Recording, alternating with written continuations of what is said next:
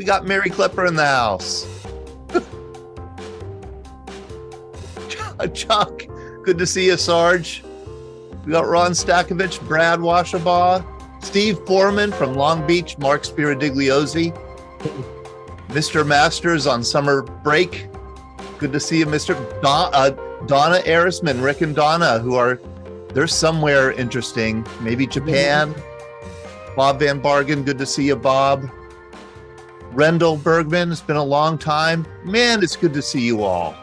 Deb Kroll, good to see you. Larry Guggens, Jim Jameson, of course, Don Nemchik. Boy, wonderful to see our whole crew together. Henry Shepke, again on summer break. Our junior member here of the Veterans Breakfast Club. Of course, Julia Parsons is joining us too, 102 years old.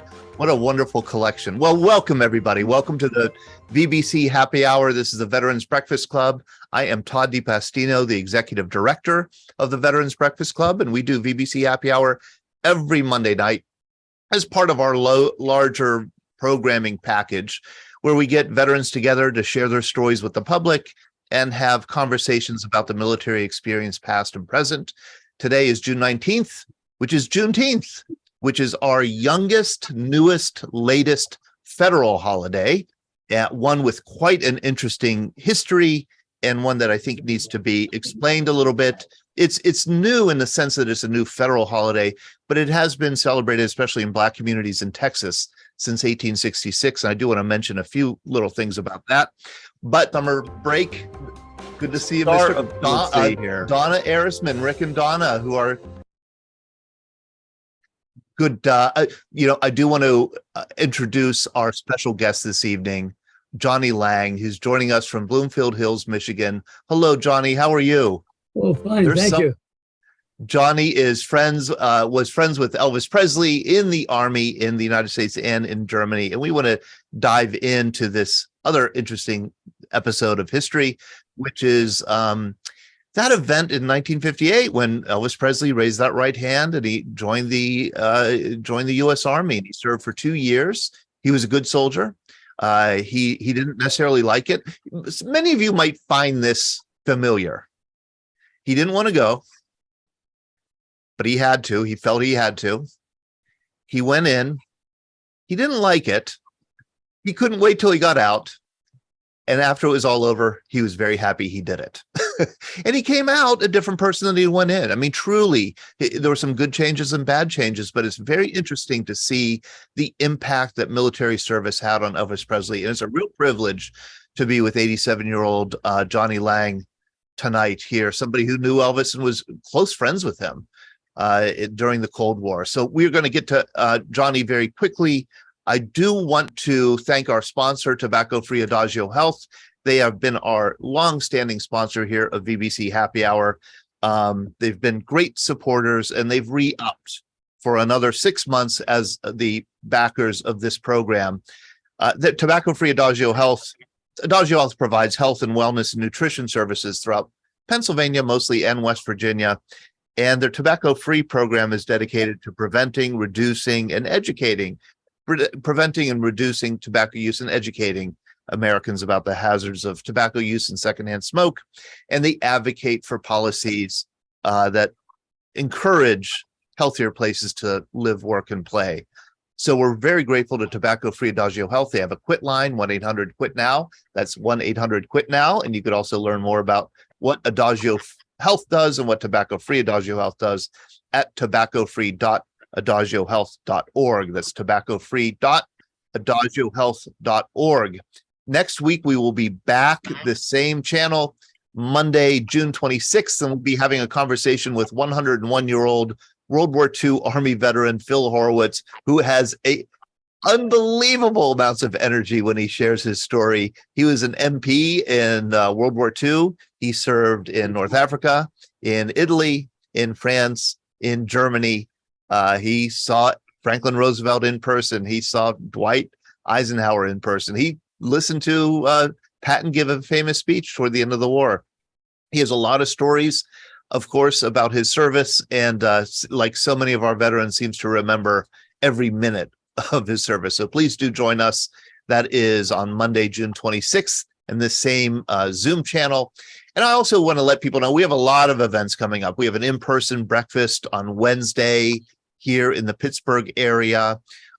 We have a breakfast next week again here in the South Hills of Pittsburgh, and then we also have this special one-day trip to D-Day Conneaut. Any of you who have been near Conneaut, Ohio, on Lake Erie, maybe has heard about D-Day Conneaut. It's the largest World War II reenactment in North America, and it happens every year in August on the shores of Lake Erie.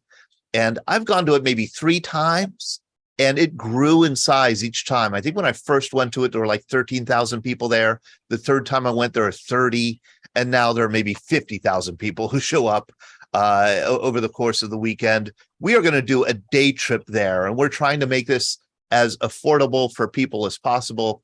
So this is going to pretty much cover our costs. This will include a motor coach there and back. You'll be delivered right there, beachfront, before the landing, the reenactment of the landing on Saturday, August 19th. And then we'll return and have dinner together, $69 a person. If you can make it, we'd love you to join us. You certainly don't have to join us on our bus. You could, drive there and meet us there. If you drive there, you're going to be walking, you're going to be parking far away and have to walk or take a shuttle. If you come on the motor coach, you're dropped right off right at the place. So please do. It's on our website. Check it out. You can email me if you want details. We've sold out. We're just going to do one bus. We've sold about half of it already. Let us know if you want to join us. Would love to have you. Hey, I do want to mention today being Juneteenth. It's such an interesting holiday, and it's interesting that it is now a federal holiday. It has been for 2 years. Juneteenth is our Emancipation Day, and the Civil War ended without really one Emancipation Day. And that is because emancipation was spread out over at least 3 years, more like over 5 years. The preliminary Emancipation Proclamation was September 22nd, 1862, and then the 13th Amendment abolishing slavery wasn't ratified until December 6th, 1865. So you have over 3 years where emancipation is occurring here and there and everywhere, but at different times, different rates, with different conditions. And Juneteenth has emerged, interestingly, as the one day that we kind of use to celebrate emancipation and the meaning of freedom and the rededication, I guess you could say, of our nation to the principle of freedom over the course of the Civil War. And it is the day that slavery, the abolition of slavery, was announced and enforced publicly June 19th, 1865, by this man, Major General Gordon Granger, who I think might have been the military governor of Texas at the time. And he issued his famous General Order Number 3, which was very simple. The people of Texas are informed that in accordance with a proclamation from the executive of the United States, all slaves are free.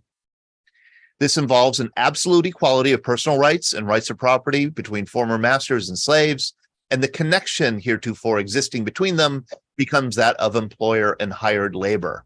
So it's a very straightforward thing, but it was news to a lot of people living in Texas, because Texas had become the place where slave owners and enslaved people had moved in the South during the war to escape the Union Army. Oh, we have Julia Parsons. Hello, Julia. You have your hand raised.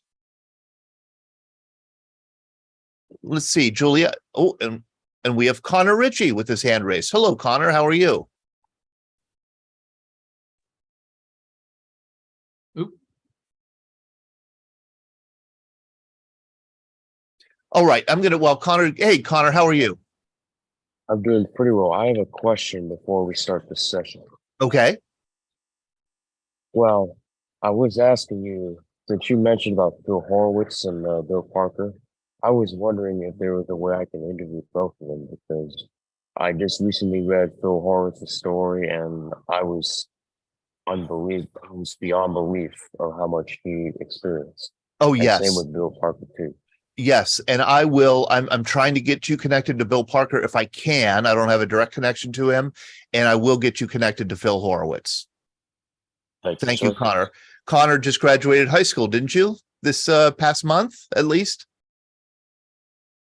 I think he graduated high school. So Connor is a recent high school graduate, joins us frequently to hear veteran stories. I was interested from reading the news, and we're going to get to Johnny Lang very shortly and Elvis. But I was interested in watching our latest news that I didn't realize that there was something called a Juneteenth carriage, and this goes back to Texas, these Black communities in Texas, which began in 1866 with the first anniversary of General Order Number 3, began having parades, and a big part of the parade were these brilliantly, decorated carriages with flowers strewn over them, over the wheels, just really terrific. And I saw that here in Pittsburgh, there was a Juneteenth parade, and the parade marshal, thank you to Jim Jameson for sending this article to me. The parade marshal was James Harvey, who turns 100 next month, and he's one of the few remaining Tuskegee Airmen. He came all the way from Colorado to Pittsburgh to serve as Grand Marshal. He was in one of these flower-strewn, horse-drawn carriages in the parade, and I just thought it was such a neat continuity in history. Here we are in 2023, and that tradition is being upheld. Very cool. James Harvey also was the first combat jet fighter pilot, who was black in the Korean War. I think he was the first black jet fighter pilot in the Korean War. I think that's another one of his distinctions. So sounds like he'd be a terrific guest here on BBC Happy Hour if we could get him. But now we are going to Johnny Lang, and Johnny has a book that came out just a few months ago, My Army Days with Elvis, Friendship, Football, and Follies. He has a wonderful introduction here, a video introduction to his book. But I thought before we turn to that, we would turn to Johnny himself. I believe this is Johnny here, and there's, of course, Elvis. I'm going to ask you to unmute Johnny if you can. And Sean, if you want to put in speaker view for our viewers in Facebook and YouTube. Hey, Todd, I believe we're unmuted, and I emailed you that ebook for your Oh, reference. great. Johnny, how are you? Thank you so much for joining us tonight. Well, thank you for having me. This is terrific. I'm so glad you wrote this book. Yeah, I wasn't going to do it, but one day I had people for years and years, why don't you write a book about you and Elvis? And I said, I don't want to do it. I take advantage of him. I don't want nothing from him, So one day my son comes over and he says, Dad, why don't you write a book about Elvis? I said, I don't think so. He says, I'll tell you what, why don't you do it for your daughter, Nicole, who's impaired? And I said, you know what? He talked me into it. And that's how the book came about. Now, I remember I read a couple days ago that like the National Enquirer tried to buy your story. Right. No, And not by my story. Were they looking for dirt? Oh, yeah, years ago, I was out there cutting the grass. And my ex-wife said, you want it on the phone? So I, who is it? She said, some guy from Florida. So I said, okay. So I go on out and says, Johnny Lang. He says, yeah. He says, I'm one of the senior editors for the National Enquirer. Your neighbor just called us and said that you were in the service with Elvis for 2 years. Yeah, I said, I spent all my time at his house every weekend. Well, we were willing to pay you a few dollars for some stories. I said, what kind of story? Well, the story. I said, no. I said, thank you. Checks in the mail. Chapter 31, Todd, for your reference. Okay. Okay, good. That's it. Well, let's get into it, Johnny. When did you first meet Elvis? Oh. The first time I saw Elvis was on the firing range at Fort Hood, Texas, 3rd Armored Division. I was in the 36th Infantry. I was a scout, and he was in a tank outfit.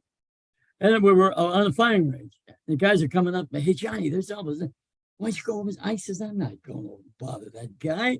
Everybody buys. Okay. So he's about 100 yards away. I never saw him. So we're getting ready to go to Germany from Texas to New Jersey. And we're getting on a train. And Charlie Hodge, the little guy that used to hand him the scarves all the time on the stage, comes up to me because, when you're all brothers when you're in the Army. Right. He says, Johnny, Elvis is about four or five trains over. I said, okay, we'll just go see him. I said, I ain't gonna bother that guy. He says, I'll tell you what, what's it gonna hurt? I mean, come on. I said, okay. So we walk through the train's going. I get to Elvis. He's sitting down. My heart's going boom, boom. The guy, and he's staring at me. And I'm staring at him. He finally said, "Sit down, Chief." So I sat down and I said, "Could I have an autograph from my mother, my sister?" I was so nervous. My next door neighbor, whatever. Yeah, no problem. So I shot about 15 minutes with him. My heart going 20 miles an hour. Good looking son of a gun. Blue eyes, 6 feet. Of course, I wasn't too bad myself. I was 22 then. Anyway, I said, "Thank you, Al." And he says, "No problem." And when we got on the boat, he says, "When we get on the boat, come and see me." I said, "It'll be my pleasure." So I spent 10 days on the boat, USS Randolph, going to Germany. And that's when I really got to know. And that's when he gave me the watch and the lighter. Well, not the lighter, he gave me that Christmas, but the watch. And this is the ship. Yep. The USS Randall. And just to back up a little bit, there are some younger people here in the room, like my friend and our program director, Sean Hall. Sean is so young that he only, to him, Elvis Presley is like a bigger guy in a one-piece suit, right? And I mean, in 1958, Elvis Presley, there had never been anything like him. I mean, he, within the space of just a couple years, transformed popular music. He was huge. One of a kind. One of a kind. Were you a fan of his before the Army? No. I heard about him, but the first time I heard about Elvis Presley, I'm going up north to Canada on vacation. I stopped at a record store and there's an Elvis Presley. I said, "Boy, that sure is a weird name. Like Elvis. I never heard of that in my life." Anyway, I bought his record. I said, "Well, for that kind of name, I think I'll buy the record because this guy's got to be something." I took it up north to a little town called Kapuskasing, my hometown in Canada. And I played. I said, "Man, this guy is something else." Actually, this guy was so smooth singing. He didn't have to shake. But he did because that was his name. But he was so good. He just stand there and sing. But when he shook, it was the icing on the cake. Yes. And the people. Yeah. Some of the people. Well, they tried to ban him in Florida and all that because he was causing problems among the teens. Well, I'm going to win. Did they ask me? Anyway, well, we're on the ship, and I always got a big kick out of when he called me Johnny. He says, "Johnny." I said, "Yeah." I used to call him Babe. And he said, "Don't call me Babe." I says, "No problem, Babe." And I called him Babe because he reminded me of Babe Ruth that loved children. And the children loved him. And that's the way I was with kids, Anyway, he says, "Johnny, see if you can find a piano." I said, "Okay." So I take off. This is on the ship. On the ship, USS Randall. So I take off. I'm hit 3 or 4 room. One room, all empty. One piano, all by itself. In this room, all by itself. So I go back and says, "Hey, babe, I found you a piano." "Oh, great." He says, let's go. So I forget who was with us. Maybe Charlie Hodge, because I knew Charlie, Lamar, Red West. I knew all them guys. Anyway, we go in. He sees the piano, sits down on the piano. Place is empty, just us. Gets up, and I'm watching this guy, right? So he starts out real slow, and all of a sudden, man, rock around the clock, and he gets with it. He starts banging that piano, and he's doing that for about 5. I turn around, the place is packed. People hear it, all of us packed, and he doesn't realize it because his back there. He turns around like this. He says, "Holy cow, I'm not supposed to be doing it." He says, "I gotta go." And everybody, yeah, going nuts. Love them. Oh, how amazing. I mean, because he was told, Colonel Parker, Tom Parker, his agent or his manager, told him, "Do not perform in public." Right. Do not perform in public. Then people are getting the entertainment for free. No. And Parker was all about this. All about that. Right. You paid for everything with Parker. That's right. But Elvis couldn't help himself. He saw a piano. Now, blew that piano apart, and then people are going nuts. Did Did I read that he put together a talent show on that ship? Yeah, with Charlie Hodge. I wasn't there for that. Huh. You heard what he said? That's because I had no talent. No, you did have a talent. You were a dancer. Yeah. Hey, you're right about that. Funny you say that. One time, Elvis is in a barracks. He says, Johnny, I hear you can sing. Or, excuse me, dance. I said, yeah, I'm not bad. He says, the guys told me you can dance. How about dancing for me? I said, I'm not dancing for you. That's embarrassing. Well, I'm just dancing. No, I'm not dancing for you. I got another one of my favorite stories. I get to his house about 1 o'clock. Big 200-300 people outside the house in Germany. Bad no high, right? And so excuse me. I get to the door. Lamar or Charlie, one of the guys would answer the door. Come on in, Johnny. And everybody's giving me, what the hell is this guy? Anyway, I get in, and Elvis had come down about 7 o'clock at night. So from about 1 to 7, we'd all sit in the living room, shooting the breeze, and then Elvis had come down. So Elvis came down this particular time, and he had a piano there and a guitar. And I always had a nice room full of people, all the guys and women, and places packed. So gets on the piano and he starts singing. Remember it's called The Sentimental Journey in the 40s. Gonna take a sentimental journey. And he's singing that song. So he says to me, hey, Johnny, come on over and join me. I said, okay.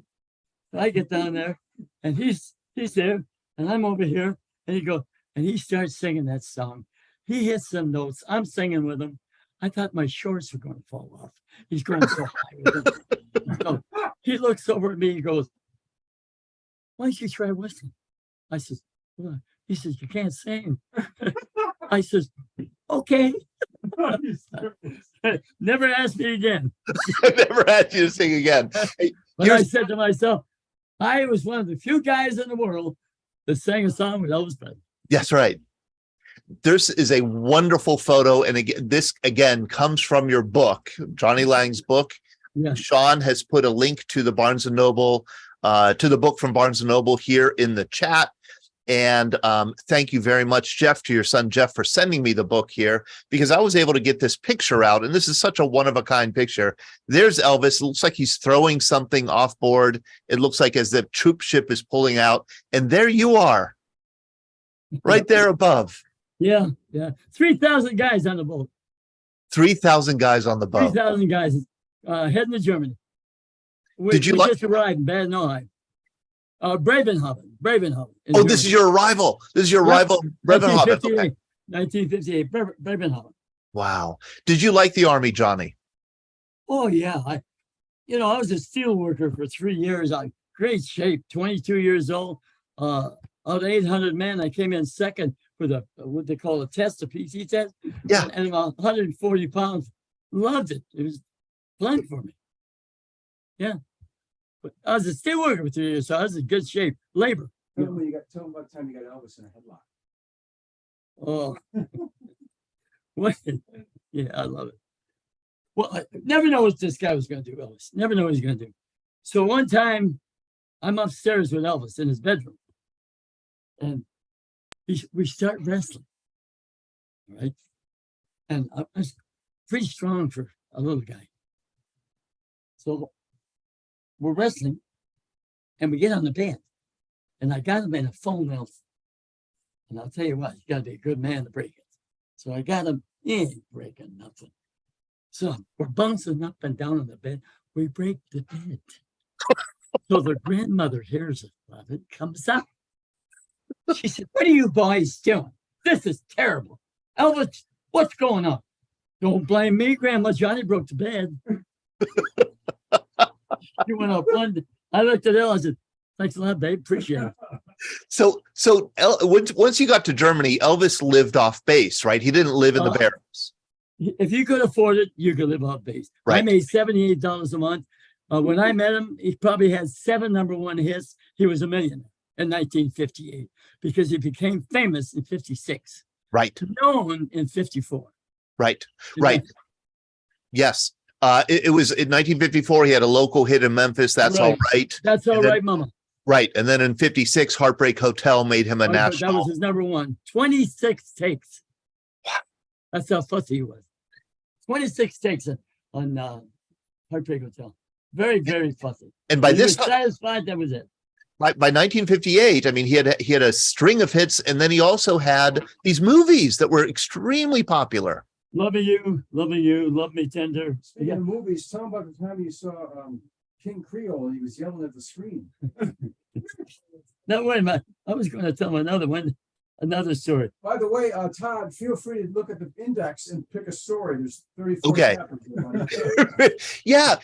So you did watch one of Elvis's movies with Elvis, right? More than once, we'd go to the theater. We'd have to go in after the lights were down. Otherwise, it'd be a madhouse. That's why I don't like crowds today. Can't handle them. Because let me tell you something. In 5 minutes, if any Elvis was there, there'd be 5,000 people out there in an hour. Right. I couldn't handle it. I can't breathe. I mean, when I met him, after that, I don't like crowds. I don't know how he did it, but he loved it because they loved him. Yeah. And Now, we went and saw King Creole. King Creole. King Creole, which was a movie he liked. That he would, yeah. What they say is the best movie. Yes. Anyway, we're all in, the lights are down, we're in front, blah, blah, blah. So Elvis is funny. Hell of a sense of humor. So I'm eating popcorn, people are drinking pop. All the GIs are there that know him. So King Creole is on. All of a sudden, he can't sing. Who the hell said he could act? People, silence. Who said that? Boo! Who? Oh, shut up, man. I can't believe this guy's in this movie. The whole thing. And then he had a trick. If he tapped you on the forehead, whatever you were doing, you'd have to throw in your hand, whatever, throw in the air. I'm sitting next to him, and what's the King Creole? He's shouting, the people are booing, getting pissed off at him. Taps me on the shoulder. I took the popcorn, threw it all up in the air, and everybody got pissed off at me. And Elvis is laughing his ass. Loved it. Just Another time. We used to play football every Sunday afternoon. Loved it. Touch football. He loved football. So he was a quarterback, good arm. And I was a little guy, about 145 pounds, played my stocking feet and run like a deer. There's me, a buddy of mine, Wes Daniels, and there's Elvis. Anyway, we show up to the football field, and there's, before we go to play, 300 sheep are going over the field. So they run shit all over the field. So Wes Daniels says, we're not playing, are we?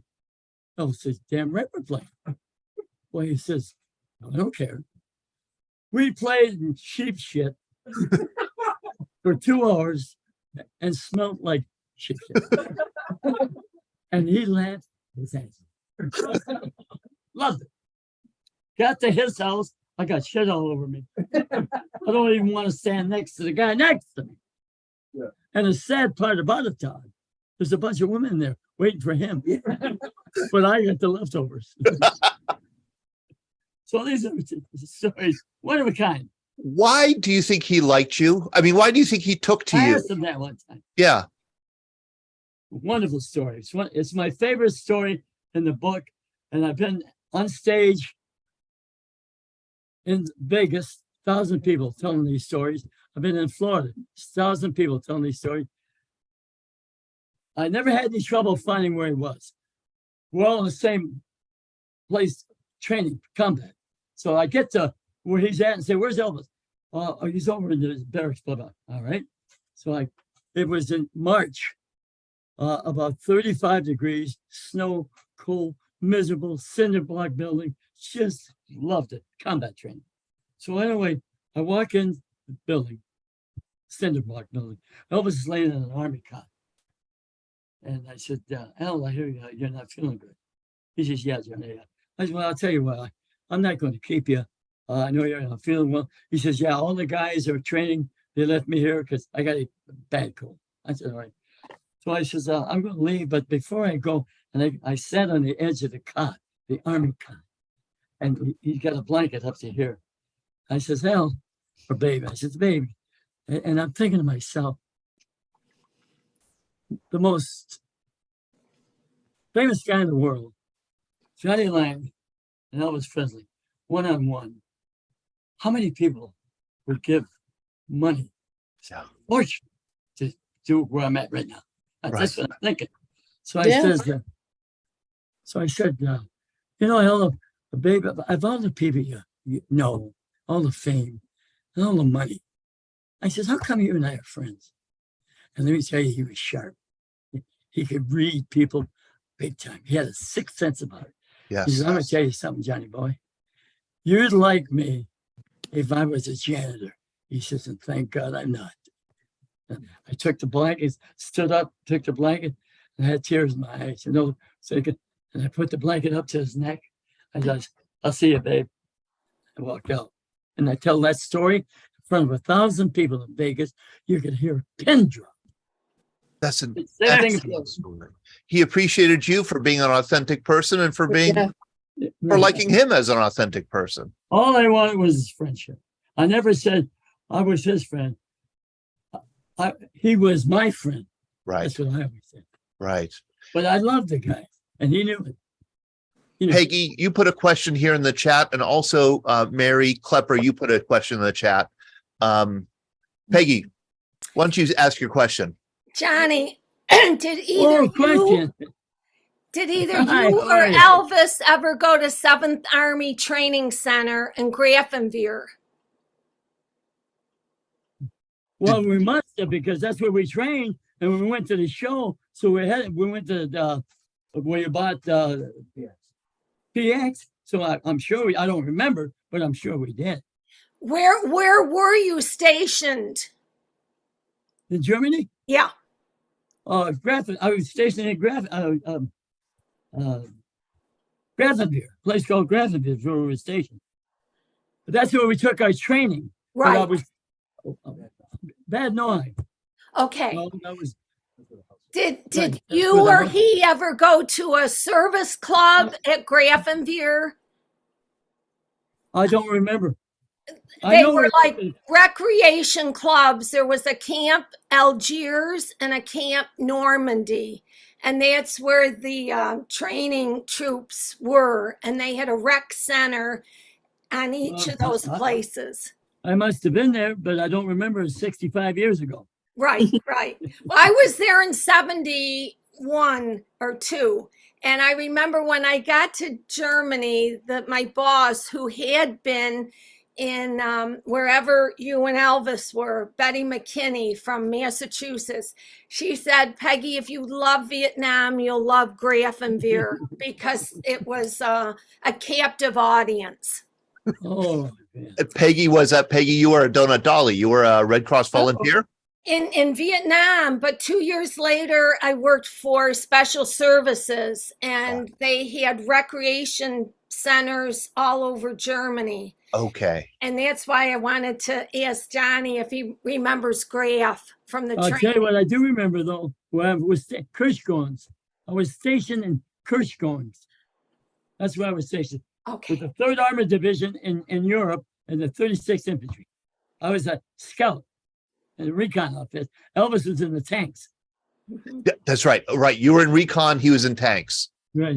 Right. Mary Klepper, you have some questions here? What's the question you wanted me to ask about him pre-recording music or whatever? Yeah, just let's talk away, because this is really such an interesting story. And we haven't even gotten into the Elvis side of how he got into the Army and how, why that happened. Yeah, if I'm remembering correctly, I believe he pre-recorded a bunch of music so that it could be released while he was overseas. That is correct. Yeah, okay, that's what I thought. And I would say King Creole is probably his best film, and Trouble has got to be one of the most underrated songs he ever did. I agree with you. Great movie. I loved it. Well, I'll be interested to hear what you have to say about the rest of his service. What came out in the movie, and what we know about him now, and just very sad what happened to him. A God-given talent that he had, and what they did to him. So I'd be anxious to hear your take on everything. Thank you. This is wonderful. I love it. Oh, thank you. Yeah. What You did you know, want? Elvis, I'll give a little bit of a history. Elvis got his draft notice just before Christmas 1957. He was hoping that he wouldn't get it. I think he hoped that Wanted to maybe finish King Creole. right. He needed to finish the movie King Creole. I think he hoped that Colonel Parker would somehow intervene, but that wasn't going to happen. This is he had filled out his form for selective service at age 18 when he graduated or was a senior in high school in Memphis, but didn't get called up until he was 21 and in 1957 or 21, 22. And there he is finally getting sworn in March 24th, 1958. And he's still, I'm not quite clear on the history, and I think maybe the documentation isn't quite there. Colonel Parker, his manager, it's requested maybe that he try to get into special services so that he would just be an entertainer, entertaining troops around the world. But it seems like Parker knew that probably wasn't a good move for him career-wise. It was probably better to have him serve as a regular soldier and win over some of those skeptics, American people. the American people. In 1958, he was a controversial act. Oh, big time. Because there's never been nobody like him. I Right. mean, the voice, he had a wonderful voice. I love Bing Crosby, but Elvis came along. The guy was one of a kind. Right. And then he had all these moves. But the funny part about it, I never seen Elvis. In 1959, he threw a New Year's Eve party. Priscilla was there. She was 14 years old. I danced with her. I never seen Elvis dance. Slow, fast, never. What he was doing New Year's Eve, he was playing pool. And I'm out there dancing with Priscilla.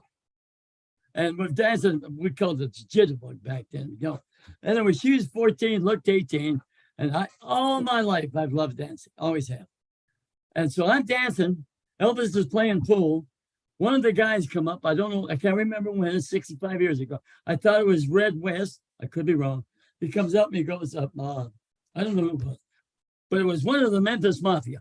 Come up to me and said, "Johnny, you're going to have to quit dancing with Priscilla." I said, "What's the problem?" He said, "I don't know what the problem is. Elvis is asking me to tell you, don't dance with Priscilla." So I said, "You mean the big dog's worried about the little dog? When you quit dancing?"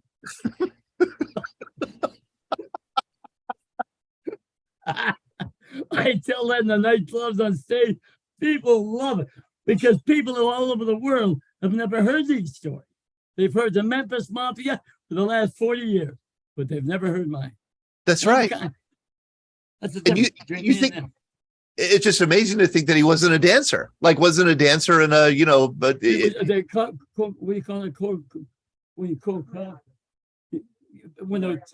Yeah, that's what he did. But I never seen him dance. Never. how did the Army change Elvis for good or for bad? Made him a man out of him. Made a better man out of him. Yeah, he said it himself. I read it in some of his books. It made a better man out of him.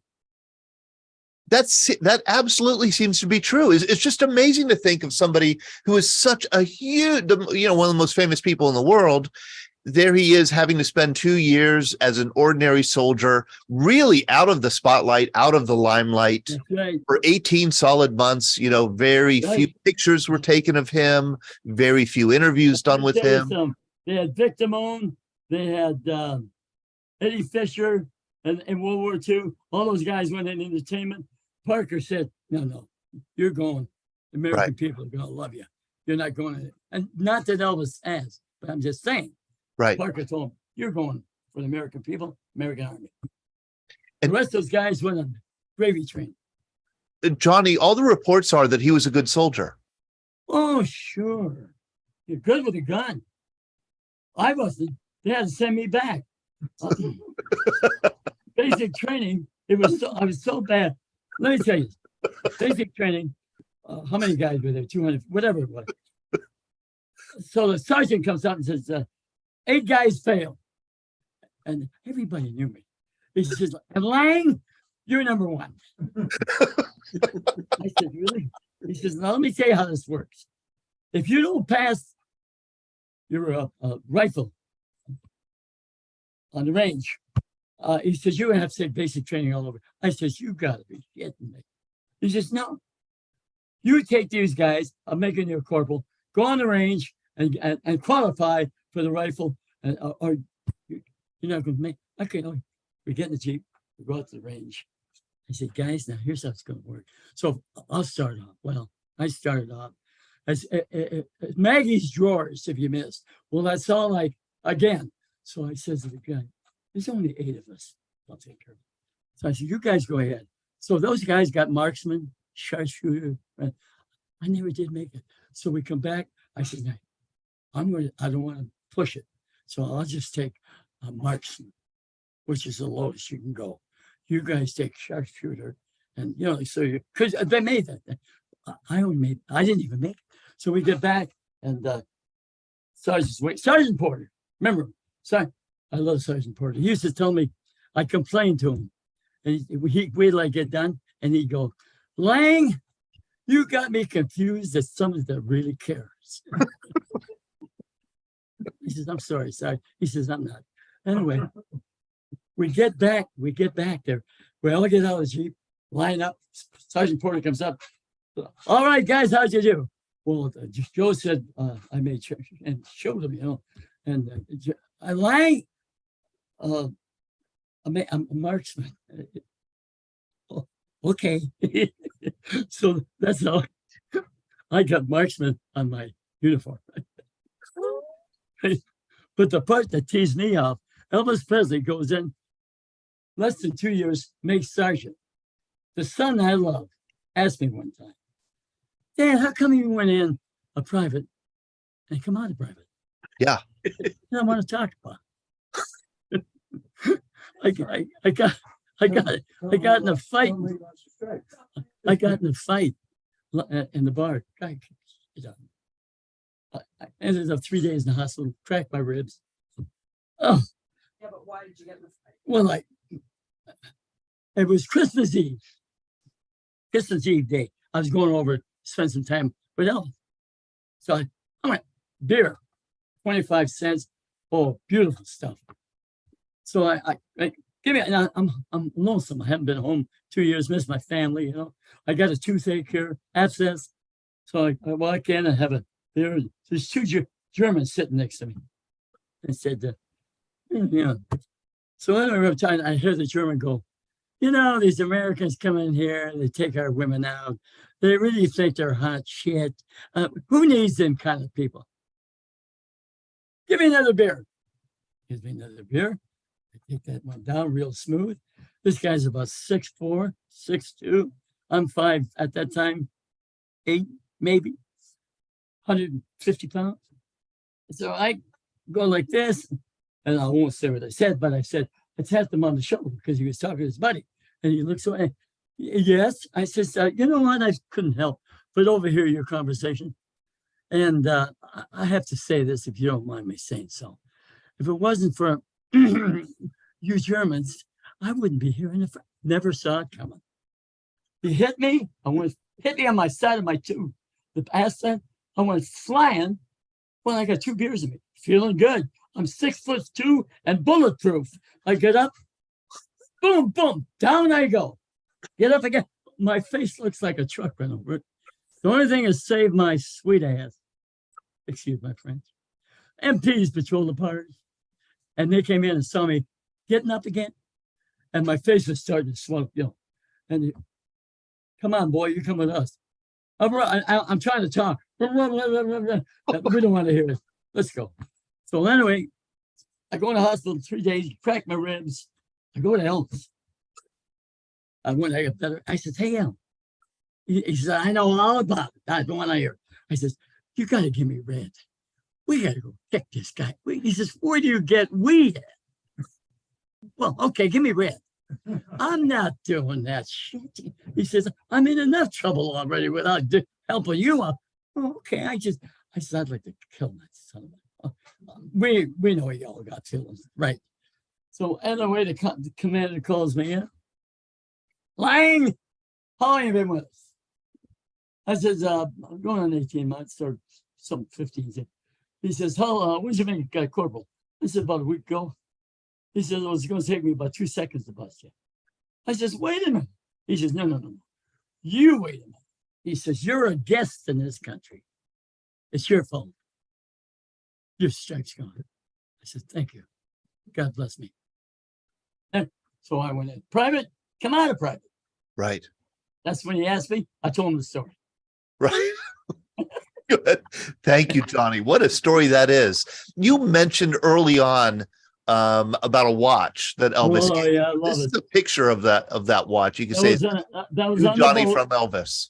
Yeah, that was on the boat. And I was up on the deck, Todd, and it was dark on the deck, and it was dark, and the waves were. I says, "Man, if I fall over this, they'll never catch, they'll never see, they'll never know I'm gone." I'm scared. So anyway, Elvis comes up. I'm up there with Charlie Hodge. So Elvis comes up, and he says, "Hi, Johnny." I said, "Hey, babe," and Charlie, blah, blah, blah. So he comes up, and he's like this, Todd. Oh, you can't stand up, okay? He's like this. He's got his hand behind his back. Can you see me? Yeah, I can see you. He's got his hand behind his back, and he's looking at me, And I know he's got something going on, but I don't know what. So we're talking. He says, "Hey, Johnny, here." Just look at, and Charlie's standing there. He said, "Here, Johnny." And I don't want to take nothing from the guy. I don't want nothing from the guy. All I want is friendship. Right. So he goes, "Here." I goes, he says, "Take the damn thing." Because I kept going back and forth. I wouldn't take it. So I took it. I opened it up, and there was a watch that he gave me. And when I run into Elizabeth, his secretary, I had her engrave it for me. Oh, great. And I talk to Elizabeth all the time. She was his secretary for 15 months. She lives in the Ozark Mountains. I talk to her 2-3 times a month. Sweetheart. And they got Wes Daniels, Elizabeth, and me. And Wes Daniels spent all his time during the week because he was a photographer and could name his own time. Well, I just went on the weekends. So I talk to these people all the time. And they're in the book. Yeah. Hey, Todd, this is Jeff here. Just a quick footnote about Wes Daniels. Hey, Jeff, could you get on camera? Let's say hi to you. Sure. I just want to thank Jeff for arranging this and having your dad come on. Jeff, it was also the catalyst behind getting his dad to publish his Elvis stories. Yeah, sorry to interrupt you, Jeff. Please. No. There's some very interesting tidbits that most people don't know. The gentleman, you showed the picture earlier of Elvis giving the handoff to my dad. Yeah. And that football photo there. The gentleman about to tackle him or trying to tackle him was Wes Daniels. He is one of the original backup singers for Dion and the Belmonts, who some of us may recall, a doo-wop group out of the Bronx. But he had a falling out with Dion DiMucci, so he never made it past, through the glory years. The fame they had. Yeah, but he was one of the original Belmonts. So that's kind of a neat little fun fact of guys that my dad served with. And I talk to Wes often. And nice. He's a great guy. What I'd love to do one day is get Wes on a stage with Elizabeth Mansfield, who's Elvis's first secretary. Yes. Those three on maybe some morning talk show in Memphis or something. I think people would love it because they're the only three living. Yeah, they're three of them. We're only 3 living of the group I knew overseas. Yeah. Right. And there's only about 5 or 6 people living in the whole world that knew Elvis now. And the way and I'll let my dad tell the story how he met Elizabeth, but they were in the movies, and my dad was told to go get some popcorn by Elvis, and he was asked to go get popcorn, and there's this hot blonde in the vestibule, and the rest is history. And I don't like girls, so I just walked away. But Jeff, I was going to ask you, what did you know growing up about your dad? I mean, your dad had probably some Army stories, but not like other Army stories. I mean, his Army stories were about Elvis. What did you know about your dad's service and about his relationship with Elvis when you were a kid growing up? Well, I was given the G-rated version till I was about in my teens, and then it got real entertaining because my friends would come over. They'd want to hear a little bit more detail about the left being the leftovers. Let me make it real quick for you. My nickname was Johnny Leftover. Yeah. That's all I'm going to say. So, You yeah, can figure out the rest. the man never had any problem wherever they went. And may I add, he couldn't get them all. Yeah. But whenever my dad would say Elvis is in the car with us, they didn't believe him. The manager would have to come out and Nice compete. confirm it because they thought they were BSing him just for Yeah, because anybody say that. yeah. So Right. everywhere they went in Germany, Elvis got him in every door they wanted to get Hey, in. Todd, now let me say this, Todd. I love the guy, not because just because he was Elvis and he knew, but let me tell you, I'll never forget. Hang on a minute, make sure that there's ladies in this call. Johnny, you are so full of energy. You are so funny. Your memory is so vivid. You're such a wonderful. Women tell me that. Women tell me that when they see me in my shorts. Todd, you can thank Pfizer for that. Okay. Don Nemchik, Johnny, I'm going to interrupt you. Don Nemchik has his hand up. Oh, Don, yeah. Don Nemchik, I know he loves you right also. How are you, Don? I'm doing well, Todd. It's great to see everybody. And Johnny, I'll tell you what, you're a gem, my man.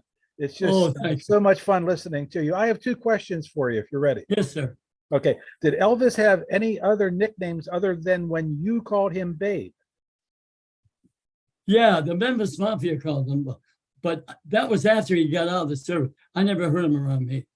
I never heard his nicknames with the guys.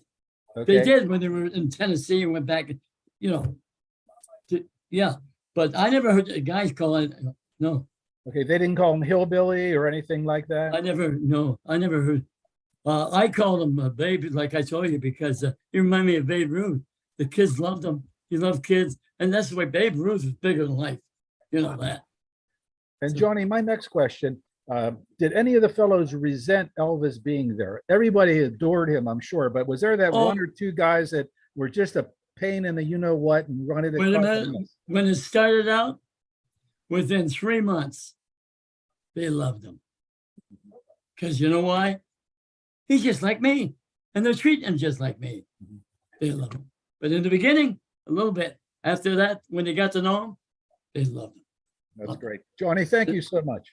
Oh, it's my pleasure. God bless you. Ron Stakovich. Hey, Ron, how are you? Oh, pretty good. Pretty good. Can you hear me? Yeah, I can hear you. Yeah.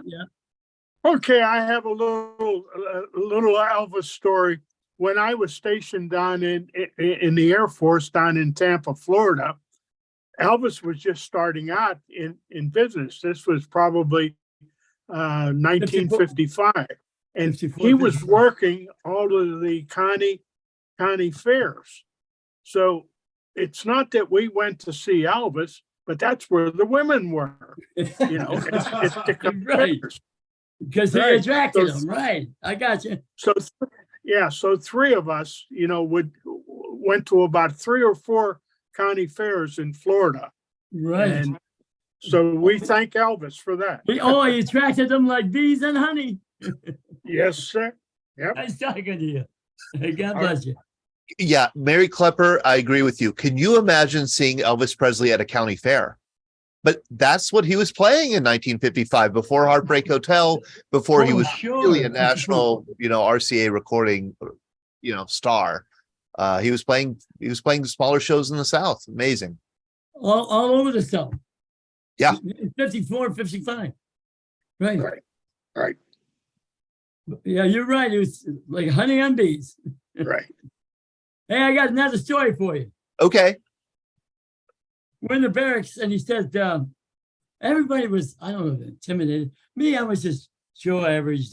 When I got to know Elvis, to me, he wasn't Elvis Presley anymore. He was just a guy I loved, a good friend, and I didn't take him as a big star until he stepped outside the door, and then you knew who he was. So anyway, we're in the barracks, and he says, everybody, I don't know if they were shy or what. He said, what are we going to do tonight? I said, well, we can go to the show. There's not much on. But he said, well, what's on? I said, probably King Creole. I said, best we got going. He says, well, I appreciate your thought on that. I said, well, it's better than nothing. Because we didn't know what to do. I said, well, let's go see Creole. It's better than nothing. So I said, okay, how are we getting there? Well, I said, got a hitchhike. He says, no problem. You go and see if you can get us a ride. So I go out there. He says, I'll give you about 5 minutes. I go out there, give him one of these numbers. The Jeeps are going. I come back in about 5 minutes. He said, what's the matter? I said, you can't get no ride. He said, let me show you how it's done. You there? Yeah. He says, let me show you how it's done. He goes out there. He says, time me. He goes out there. I'm watching through the window. One of these numbers. Jeep goes by. Elvis Presley. Yeah, would you mind giving me and my buddies a ride? No problem. Comes in, he goes, I'm the man. People love hearing that stuff. Carol Wagoner, you have a question here. Wonderful question here in the chat. How are you, Carol? Oh, we're good. We're great. What about? Hi, guys. Did you see? Hi, Johnny. Did you see the Elvis movie? Oh, I saw it with my children, my grandchildren. I absolutely loved it. And it took that guy 3 years to get that down, being Elvis. 3 years ago. Outstanding job. So you recommend it? You recommend the Elvis movie? Oh, love it. Did you like it? I didn't watch it. No, I Yeah, mean, you know what? We loved it. I didn't even go out for popcorn or anything. Nothing. You loved it. Oh, the story was Oh. great. Whoever wrote it was a wonderful. wonderful story. It made over $1 billion worldwide and made a star Wow. out of that kid. Yeah, wonderful story. Yeah. And If you I was haven't so seen it- sad. You probably felt the same way I did. Towards the end, when he was all brings tears in my eye. Johnny, when was the last time you saw Elvis? He was what? When was the last time you saw Elvis? I want to tell you about that story I was just going to say. Okay. He's all fat and he's sweating and he's singing. Never lost his voice. Never lost. Double chin over. Right tears to my eyes. That still does when I think about it, man. He's asking about when you're saying goodbye. I'm talking. I know that, but I wanted to tell him how I felt about how I Yeah. saw Elvis in that movie. We are? Oh. The last time I saw Elvis? Yeah. We're all sad. We're all shipping out the next day, so we're all meeting at Elvis's at the house in bed 9. We're all standing in a row. Elvis comes down. And I got a lump in my throat. So Elvis is going by, saying goodbye to everybody. Comes up to me. Man, I can hardly talk. I shook his hand, and I said, El, I want to thank you for good times with you. And he just looked at me. He says, my pleasure, Johnny. I said, you made my life in the Army wonderful, Yeah. And I'm crying. The tears are coming down. He went on to the next guy. And then we're going out. I was the last guy out the door. And the old man says, take care of yourself, Johnny. Ah. It was The old man was Elvis's dad. The old man was his dad, burning. Vernon. And that was the last time I saw him. He asked me to come to Vegas. But I met my wife. I got married, had children. I had a family to take care of. I just couldn't. But I think about that a lot of times. Made me cry. Because I knew I probably wouldn't see him anymore. I wouldn't see him again. I didn't know that for sure, but I just love the guy. I never met a man with more charisma. Yeah. He'd be walking in Vegas with Red West. There'd be Gary Grant, Frank Sinatra, you name them. Tom Oliver. And the casino was all of a sudden. So Red would look up at Elvis and said, what's the matter with these people? He said, it's nothing. They're just not used to seeing me. That's how much he intimidated the biggest stars in the world. Yeah, that's Elvis. Here's another tough question, Johnny. How did you feel when you heard in August 1977 that he had died? Well, I was at a union meeting, and somebody called me in the hall, union hall, said your wife's on the phone. I said, okay. So I get on the phone, I go in a private room. And she says, you got a place to sit down? I says, what's the matter? Kiss hurt? She says, no, Elvis died. I says, what? She said, yeah. I says, I'll see you later. I went out in the hall, said, I ain't coming back. Went out in the back, cried my ass off, thinking about all the good times, you know? Yeah. And I'm fortunate, my son told me, very fortunate, because a lot of people talk about his drug abuse and his this and that. No, all I remember is the good things about him and the good he did for people and how he made me feel as a person. And I don't even, back burner, I don't even think about that stuff. It's not even brought up in the book. No. That's what I think about. Mary. So I just had a couple of comments when you were saying how, even when he got older and had his issues, that he never lost his voice. In that movie, when that young kid is playing that role and he's doing Unchained Melody and you're watching that, and all of a sudden in that scene, it morphs to Elvis. I burst into tears because it was so emotional. And also because that kid, you forgot you were watching an actor. Yeah. He brought, like you said, so much charisma to that role. And the fact that he didn't win an Oscar is a shame, but that was so emotional watching him perform that. It was, oh my God. Yeah. And then what you were just talking about when you heard about Elvis dying, I can remember my mother crying 3 times in her life. One when her parents died, one when the Colts were stolen in the middle of the night, and the third, I'll never forget waking up in that morning, and my mother was taking every one of her Elvis records and breaking them over her knee. She was so angry and so devastated that he died. Wow. And I'll never forget that moment, because I thought something, had happened to a family member, And at a point, I'm like, you're upset about Elvis Presley? What? Because I was just a kid. I didn't get it. I was only 8. But now as an adult, I get it, because I got to sing with some friends of mine and we performed Can't Help Falling in Love at Studio B. And for me to sing an Elvis, and I can't carry a tune in a bucket with a lid on it, but I did it because it's Elvis, and they let me play his piano.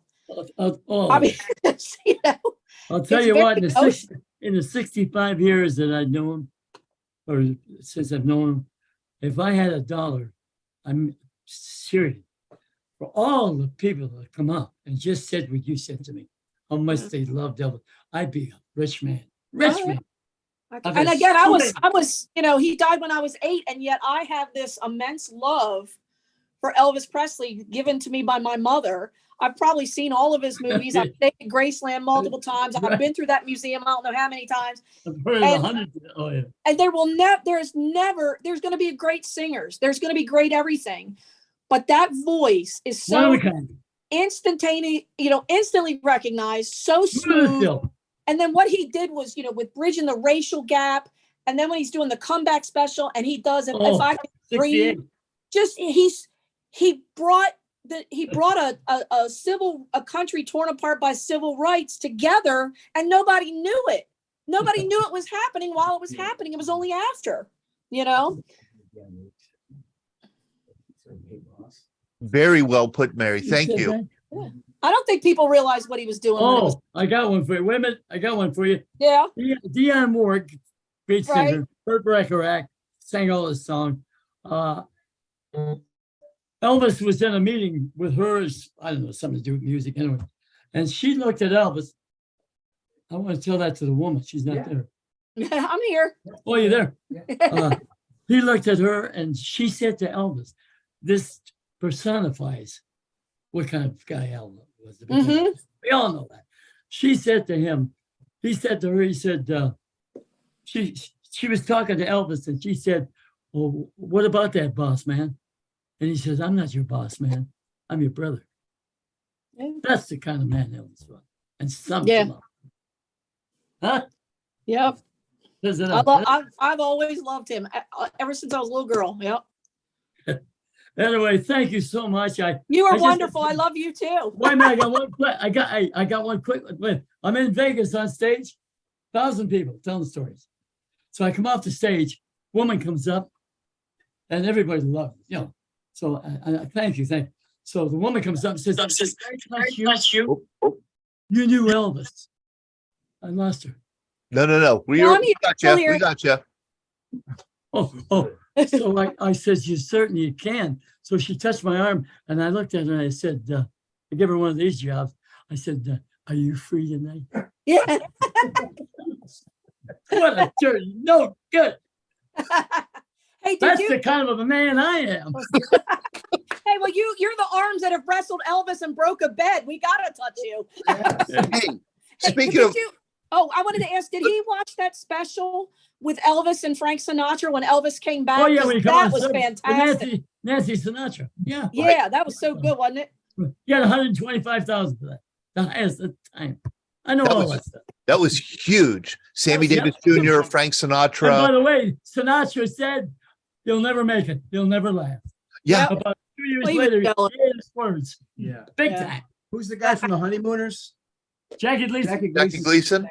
He said that he'll never, never make make it. Well, and I think Elvis clearly was concerned that he would come back home and people would have forgotten him, or the Oh, fad would sure. have blown over, or that, he Right. would have lost his fame. And it didn't happen. It didn't happen. No. What he had done was something permanent. He had changed the culture in a permanent way, Change music for the world. changed music for the world. And his music changed too after his military service. I'm Oh, going to sure. ask Irene. Irene joined us. Thank you so much, Irene, for joining us. We're getting weird feedback. There you go. Hi, Irene. Hi, Johnny. I just wanted to say it's such an honor to meet you on here. Well, thank you. God bless you. I'm a huge Elvis fan myself. I saw the movie 3 times. Oh, yeah. Oh, I believe it. Wow. Oh, you love Yeah. it. It's just so Wonderful. incredible. All the stories you've been telling. Elvis seemed like a very kind, humble person. Oh, no question about it. Nothing but heart. If you like the shirt, you could don't say you like the shirt. He take it off and give it to you. Wow. No. I could tell a ring story. Karate. How are we doing on time, Todd? We're good. Thank you, Irene. I'm going to mute you, Thank Irene, you. just because we're getting feedback. We're good on time. Let me do this. Let me take one little break. We call it a station identification break, Sure. where I just make a few announcements. This No problem. program that we're watching right now will be archived on our website. You can go to our past events, veteransbreakfastclub.org/past events, and you can get to and watch. This will be up by tomorrow morning and be able to share it with people. We have a That make magazine, me cry. and I think it would be a heck of a lot of fun. And I'll ask Jeff and Johnny offline about this. If we could maybe run an excerpt from the book in the magazine. We have a magazine that we publish quarterly. We send it out to about 9,000 households. Then we hand distribute another 6,000. We would love to send anybody here who wants a copy. Would love to send you one in the mail. We send boxes out also. I got Just the one you sent me, Todd. Thanks for sending that. good. You got that one. You could just email me, todd@veteransbreakfastclub.org. This is our next summer issue. We're just putting it together. Our crack copy editing team, and it is the top of the line. We do not spare any expense. We get the best copy editor in the business. His name is Colonel Brad Washabaugh, retired United States Marine Corps. Brad, I didn't know Marines did such great copy editing. Well, we use large crayons. That's the only draw. It is so cool to do copy editing with Brad, because we talk about words, arching versus arcing. Can you use it? And I love learning about words. So Brad is a really close reader. Thank you so much, Brad, for doing your expert review of this issue. We will be sending this to the printer soon. And again, let us know if you don't receive a copy. We'd love to put one in the mail to you. We also have a survey, very quick survey, where we ask people What did you think of this program? What'd you like or not like about it, and how could we improve? And do you have any suggestions for future guests, future topics? We read these very closely. We will put the survey link in the chat here. So thank you. Would appreciate it very much. If you just let us know how we're doing and how we could improve, that would be terrific. Okay, Johnny, back to you. Hang on a second, Tom. Let me wrangle him back here. Oh, my legs are muscle bound because He's I'm a gotta- bodybuilder. He's got to stretch his legs. I stretch my leg. All right. You never Jeff- seen legs like mine. Actually, I call them crystals. Thank you. So you still dance, Johnny? Oh, every Saturday night. Wait a minute. I got him standing in line. And I've discovered something. Are you ready? Yeah. You can tell us. Yeah. About a month ago, I walk up. Excuse me. She walked up to me and said, "Would you like to dance?" First of all, it took her about 3 hours to get off the chair. Okay. I get her on the dance floor. I said, "Holy cow, I got to make this one dance." She says, "How old are you?" I said, "Well, how old are you?" She says, 85. I'm thinking to myself, you don't look a day over 102. She says, "How old are you?" I said, "Take a guess." She said, 72. I said, "You missed it by, I'm 74. She said, "Well, you look awful good for your age." So I took her back, took her back, sat her down, and I went back to my table and I told the guys, "I'm dropping down to 65. I can't handle it." That's it. I'm doing. I just thought I'd run that by you. I'm holding a hat, and I want to thank Joe Chivers for giving me this hat here. I'm not a hat wearer, but I got this for a Juneteenth present. Joe gave it to me. Thank you so much, Joe Chivers, for this Juneteenth hat. Oh, that's beautiful. Yeah. Yeah, you see it has June 19th, 1865. It's got the American flag over here, and then it's got the crest Oh, yeah, I of see the it. 54th Beautiful. Massachusetts Regiment from the Civil War. So that I'm wearing it to thank Joe in honor of Juneteenth. Oh, yeah, that's a beautiful hat. There's nothing going on up here that I'm trying to cover up is what I'm saying. Okay. So At least you got something to hold it up. You know what I mean? That's right. Thank you. Man alive, Johnny, do you have the stories? Just amazing. And I want to encourage people again to get Johnny's book. I want to thank Jeff for sending me a copy here, an electronic copy, because I was able to get a sense of the writing, and the writing is as energetic and as entertaining as Johnny is here in person on Zoom. Again, it's My Army Days with Elvis, Friendship, Football, and Follies. The most recent edition of this book, there were some corrections. Some of the photographs are now in color. You can purchase them at barnesandnoble.com and at target.com. Amazon soon will have the new edition available, but it doesn't yet. Is that correct, Jeff? That's correct. Okay, very good. And he does do autographed copies. I just saw Mary's question. Absolutely, Mary. How do we get an autographed copy from Johnny? What do we do? Do we email you, Jeff? Yeah, you can email me, and we have breakfast a lot on Saturdays, and we sign books, and I get stuck with the bill. Good. Perfect. Johnny is a smart man. Hey, wait a minute. I'm on a fixed income. Thank you. Because of him. Thank you. Jeff, if you want to put your email address here in the chat, or I could do it if you give me permission. Yeah, go ahead. Okay, then I will do it. I'll put your email in the chat here, so if people want a signed copy, they can get it from Johnny. What a wonderful experience. Now, Johnny, I do want to bring up the sad part of Elvis's military service, and what I've read at least, and that is that Elvis did pick up a drug habit in the Army, and amphetamines or something like that would help him stay awake. Right. Guard duty. Same thing. And they say that's what started him off. I never saw none of it. Right. Wasn't even around it. But they say that's what started him to stay awake at night. And me, I was up all night partying, so it doesn't matter. Right. Okay. And I would love to ask you just also a few questions just about yourself, because you are an interesting person in your own right with an interesting story. Let me tell you something. I should have went to Hollywood. I know. You would have been a star. Absolutely. Here you are as a baby. Yeah. That's me on the right, my brother Guy. Yeah. Just before you were adopted, and you were adopted from Canada? 2 years old, I was adopted. You were adopted at 2 years old. Okay. My aunt adopted me. Okay. Here you go. And here you are in your twin again. Yeah. That's me at 16. There's my brother about 4 or 5 years ago. What kind of a kid were you, Johnny? Me? Yeah. Oh, I just love life, love sports, love people. I discovered girls at 5. I mean, it was tough on me. Todd, this is before Ritalin, so can you imagine? Yeah, I can't imagine. I cannot imagine. Here you are, high school graduation, Royal Oak, Michigan. There's that troop ship shot again, which is so wonderful. Here you are in is this a 50 caliber? Rambo. That's me, baby. Yeah.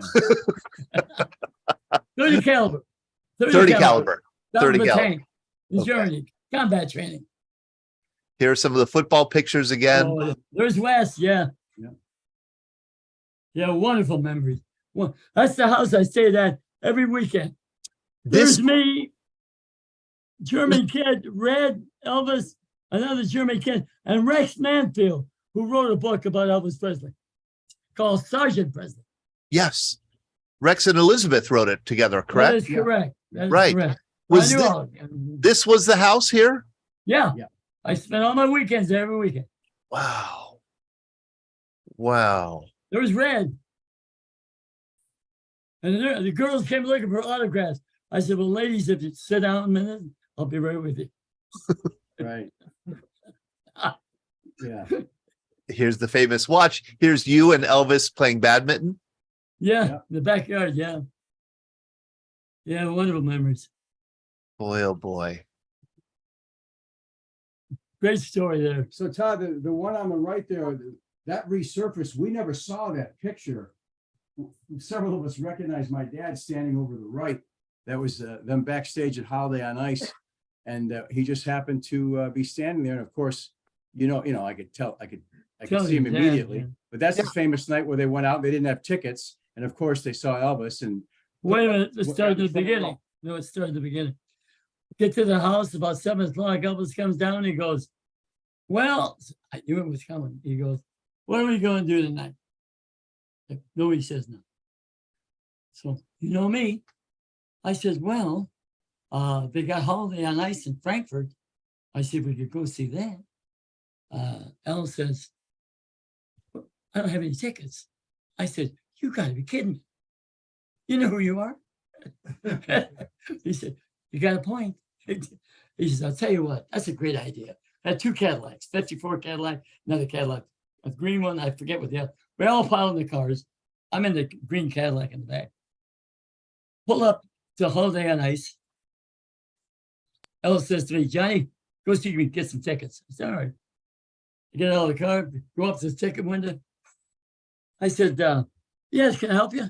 I said, yeah, I got the Elvis Presley out here in the car, and we'd like to come and see Holiday on Ice. She said, sir, I'm sorry, but I just don't believe you. I said, well, I'll tell you what, get your manager over here, and I'll tell you, and I'll prove it. She calls the manager over. I said, I told her, Elvis out in the car, and I'll walk you out. Walks me out to the car. I thought the guy was going to faint. And Elvis says to the manager, we'd like to come in and see the show. Oh, you're more than welcome. Come on in. But give me a few minutes because we're going to put a row of seats in the front, shut the lights down. Because if anybody finds out you're here, there won't be no show. Yeah. So they shut the lights down, put the seats down. I'm sitting next to Elvis, watching all these women from Scotland, Switzerland. I'm 22. I'm thinking, this is like a piece of cake. And I'm the icing. How sweet it is. So Elvis says, the manager, would you mind if I went backstage after the show? Oh, no, sir, anything. And I'd like to take my buddies with me. Oh, no question. So the show halftime, and we're all going, I'm like surrounded by all these little darlings. And Elvis is in the center. Yeah, he's in the center. The queen of the hop, he's going to get. So anyway, he gets the Queen of the Hop talking to her, and we're talking. The manager comes up, then he says, "We're going to have a little after cast party. Would you wouldn't mind coming with your friend?" Not at all. So by that time, we all had our pick of who we were meeting at the after cast. So he had the Queen of the Hop. I ended up with some little honey from. I love blondes too. Anyway, at 3:00 in the morning, Elvis comes up, knocks on the door, and says, "I'm ready to go." I said, "I'm sorry to hear that. Let's go, Johnny." And that was our evening. Oh, yeah, nice. Yeah, that's right. Wow. And that's the kind of man I am. So Well, there's my dad, and there's Vernon. He called him the old man. Right. You and Vernon Presley. Vernon was Elvis's father. Yeah. What was Vernon like? Fine. He was fine. Yep. Okay. Yeah. I mean, Elvis had lost his mother during basic training. 58, August. Right. His mother I know died. that. Right. His mother died at age 46 in 1958 during basic training.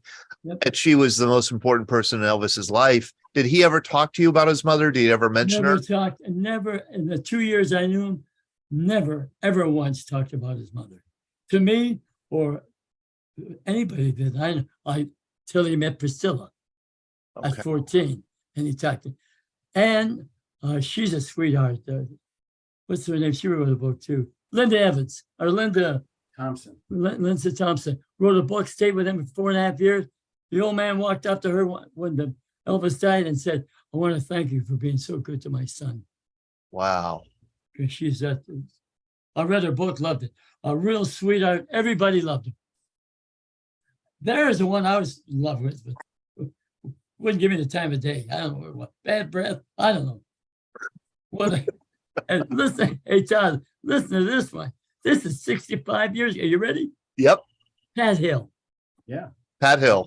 You remember her all those years later. Oh. We were hoping she was going to still be alive and contact him. No such luck, huh? Not yet. Well, you know what happened, Todd? Todd, out of 800 men, they picked me to be a camp counselor. Out of 800 men. Yeah. So they sent me to counseling, and there was 8 girls and 8.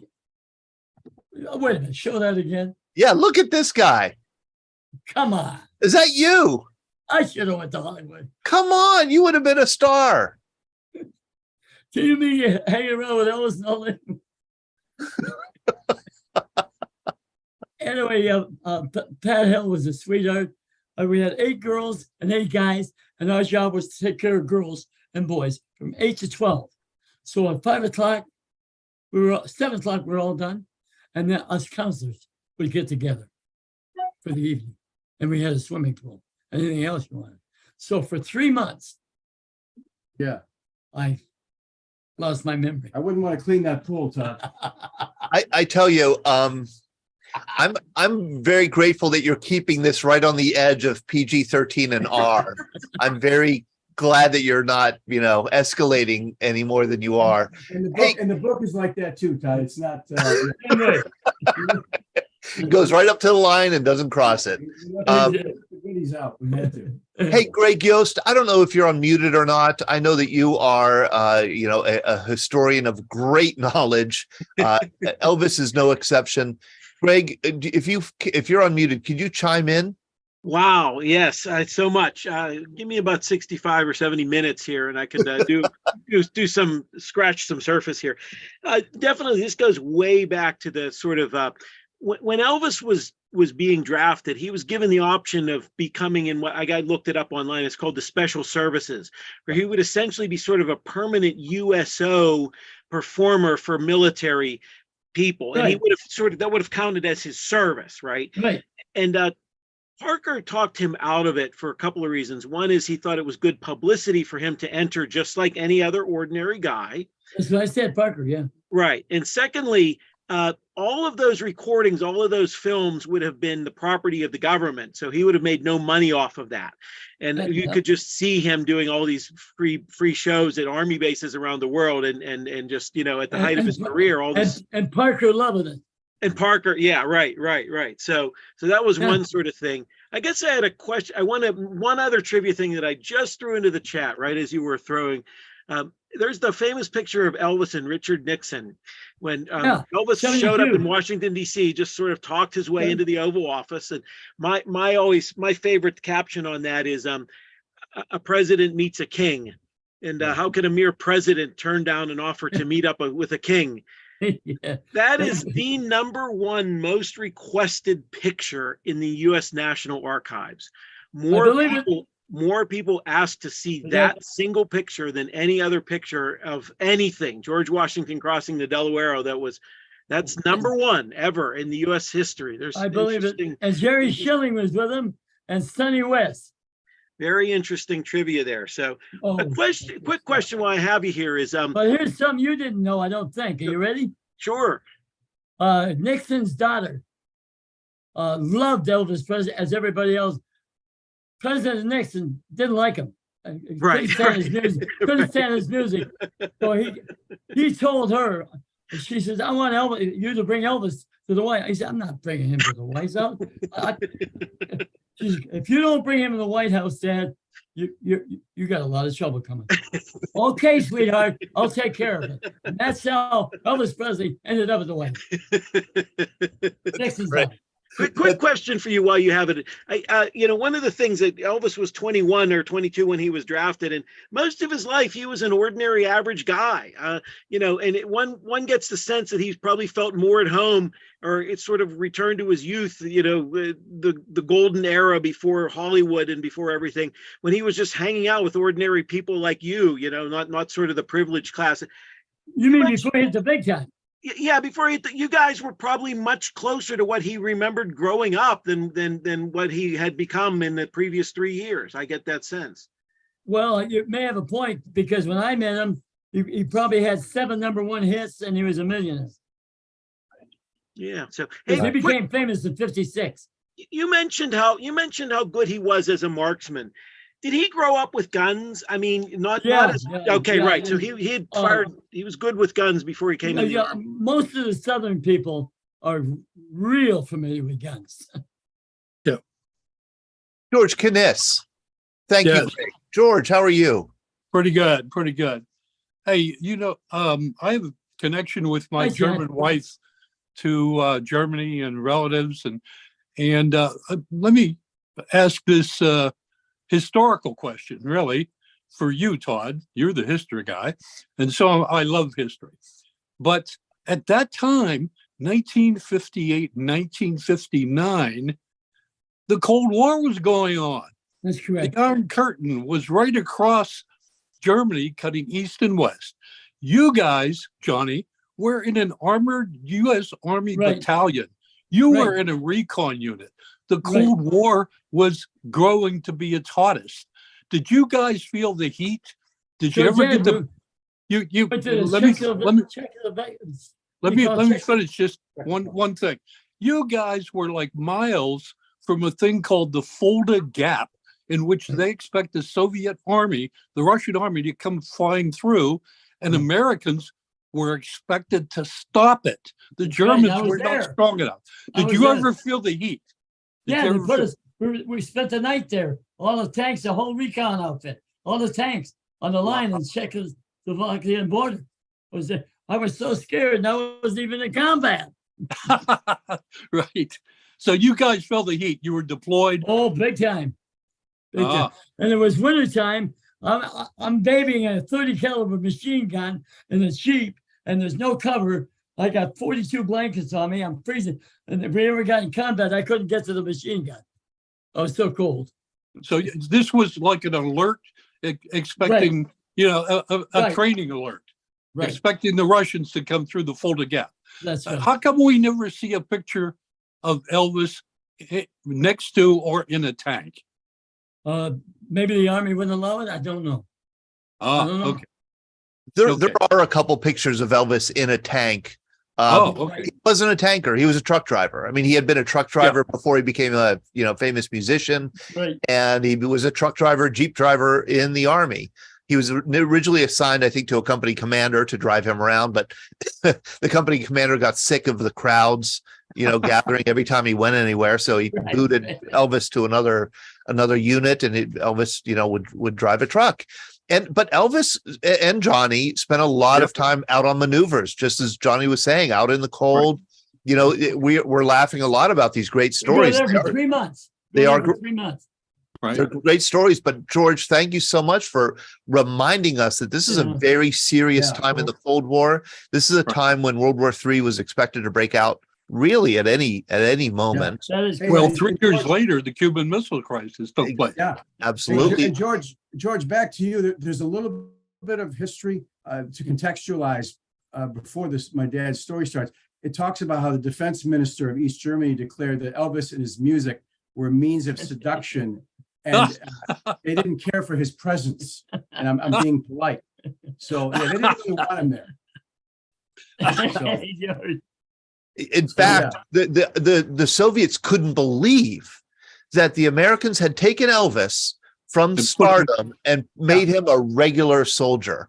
Right. It had to be a trick. They had to be up to something. And what they were probably up to, the Soviets thought, was trying to lure teenage girls over the Iron Curtain back to the West. They just couldn't figure out what, this is the worst use of this guy. But they couldn't quite believe that it was happening the way it was. Very interesting. Very interesting. Thank you. Thanks, George. This is Todd, such... We're going to wrap it up if you don't mind, but I want to thank all the vets and everybody who called in and for everybody's service. You both do. Thanks everybody for your service, and God bless you all for your questions. And you have my email. Everybody, feel free to reach out to me directly, and I'll help coordinate autograph books, whatever you need. Great. And Jeff, I will be contacting you also. Johnny, I cannot thank you enough for joining us tonight, entertaining us with your. Yeah. Remember this. When you met Johnny Lang, he made you laugh. He sure did. Absolutely. What a program, Johnny. Thank you. Yeah. You're one of a kind, just like Elvis was. This is taped, right? Oh yeah. This will be archived. I'll send you the link. Excellent, because he won't remember it. Perfect. Oh man. Johnny. Unbelievable the respect I get. Yes. Yeah. As a father, that's the respect you get. Okay. Thank you, John. There's a little bit of ball busting in that book. You guys can relate. Believe me. Hey, God bless you, Todd. All right. Thank you so much. I appreciate it. Bye, everybody. Thank you. Good night, everybody. Take care. Enjoy the rest of your Juneteenth. We'll see you next week. Take care, guys. And my last motto is, here's looking up your address.